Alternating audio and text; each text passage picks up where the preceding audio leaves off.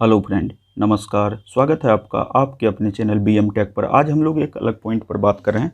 यह है claim rejection के विषय में। अगर आप लोग भी 19 और 10C अप्लाई कर रहे हैं और लगातार क्लेम जो है रिजेक्ट हो रहा है, तो पहले उसके कारण को देख लेते हैं और उसका क्या सॉल्यूशन है उसके विषय में भी चर्चा करेंगे। तो एक UN लेके अभी हम आपको दिखा रहे हैं कि अगर इस टाइप का आपके पास भी रिजेक्शन हो रहा है तो उसका क्या सॉल्यूशन है। ठीक है, तो चलिए हम आगे बढ़ते हैं और आपको दिखाते हैं। तो इसके लिए हम क्लेम पोर्टल पर चलेंगे। तो चलिए चलते हैं क्लेम पोर्टल। जैसा कि आप देख रहे हैं कि क्लेम स्टेटस डिटेल्स यहाँ दिया हुआ है। 19 अगस्त को जो है फॉर्म एक्सेप्ट हुआ था, रिसिप्ट हुआ था PF ऑफिस में, और 31 अगस्त को जो है यह रिजेक्ट हो गया।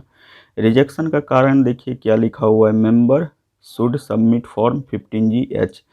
इन्होंने 15G और H मतलब 15G सबमिट नहीं किया था, क्योंकि अगर पैसा 50,000 से अधिक है, PF का पैसा ओनली अगर 50,000 से अधिक है तो उस केस में आपको 15G सबमिट करना होता है, जो इन्होंने नहीं किया था।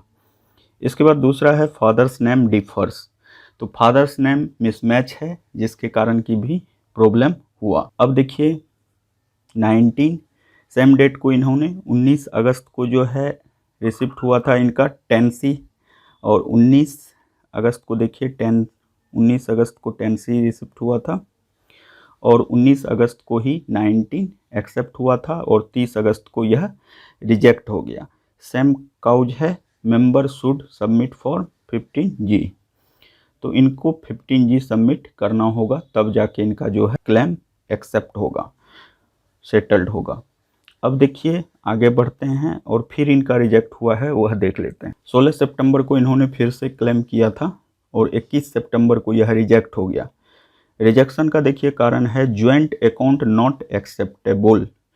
अगर आप जो अकाउंट मेंशन किए हैं PF पोर्टल पर वह अगर ज्वाइंट अकाउंट है तो वह एक्सेप्ट नहीं किया जाएगा।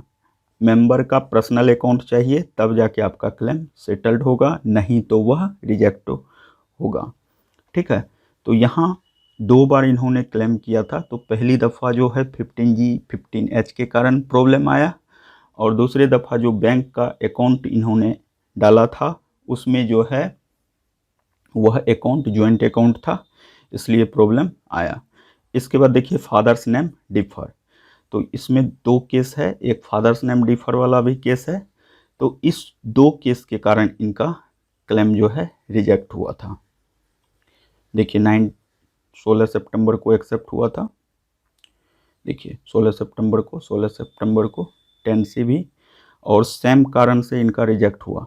तो अब इस टाइप का अगर रिजेक्शन आपका है तो उस जगह हम लोग क्या करेंगे, तो उस जगह पहले हम लोग ज्वाइंट अकाउंट को हटा के कोई नया अकाउंट जो सिंगल अकाउंट है उससे KYC कर लेंगे। ठीक है, इसके बाद जब फॉर्म हम लोग फिलअप करने लगेंगे फाइनल का फॉर्म, तो उस समय 15G अटैच करना है, और सिंगल अकाउंट वाली जो कॉपी होगी बैंक का पासबुक या चेक उसको अटैच करना है।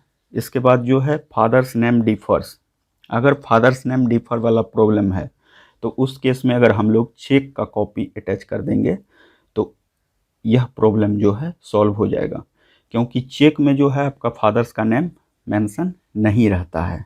तो उस केस में आपका क्लेम जो है सेटल्ड हो जाएगा। तो इस तरह से इसका यही सॉल्यूशन है। पहला सॉल्यूशन हो गया कि आपको 15G अटैच करना है, क्योंकि आपका पैसा 50,000 से अधिक है। जो केस अभी हम दिखा रहे हैं उस केस के हिसाब से, अगर इस टाइप से आपका भी रिजेक्ट हो रहा है तब। दूसरा केस हो गया कि ज्वाइंट अकाउंट नहीं डालना है, सिंगल अकाउंट जो भी मेंबर का है उसको अटैच करना है। इसके बाद तीसरा केस हो गया कि फादर्स नेम जो है डिफर है, तो उस केस में हम लोग पासबुक की कॉपी नहीं डालेंगे, उस समय चेकबुक की कॉपी अटैच करेंगे। चेकबुक अटैच करने से यह क्लेम सेटल्ड हो जाएगा, क्योंकि चेकबुक पर जो है फादर्स नेम मेंशन नहीं रहता है। तो इस तरह से प्रोसेस करने के बाद यह क्लेम जो है 100% सेटल्ड होगा। तो चलिए मिलते हैं नेक्स्ट वीडियो में नई जानकारी के साथ। तब तक के लिए बाय बाय, जय हिंद।